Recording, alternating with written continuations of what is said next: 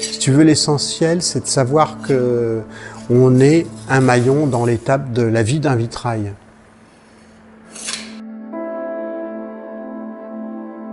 Un vitrail du XVIe siècle, c'était une création à l'époque. Et si je dois retravailler dessus pour de la restauration, il faut que je retrouve l'état d'esprit ou au mieux la main de celui qui a travaillé à l'époque et de comprendre ce qui s'est passé pour ne pas mettre mon travail à moi par-dessus, mais en essayant d'être au service de ce travail du XVIe siècle. En restauration, évidemment, l'assemblage en plomb est primordial. Souvent, il faut changer les plombs qui ont une durée de vie limitée. Donc on a des plombs qui sont sectionnés, qui sont cuits. On dessertit les pièces de verre, on remet des plombs neufs.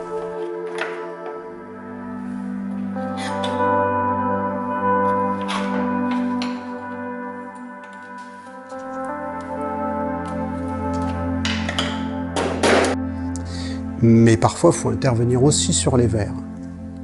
Et quand on doit faire de la peinture sur verre notamment, là c'est très spécifique, c'est vraiment intéressant.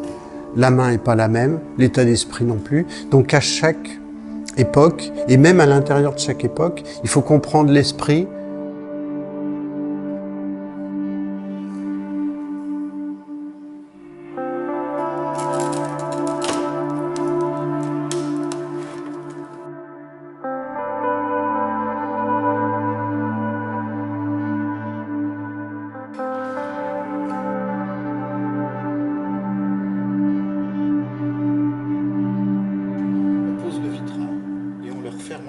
Un feuillard comme ça, un fer plat ici.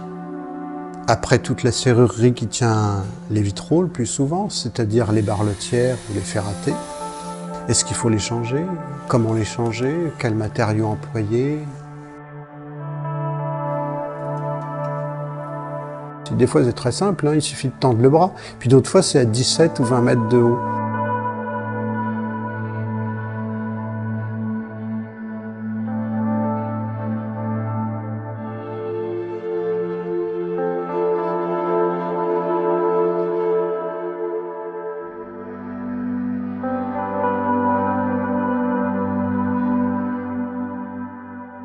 L'essentiel, c'est de regarder, d'analyser pour comprendre la manière dont ça a été réalisé et tenter de le reproduire.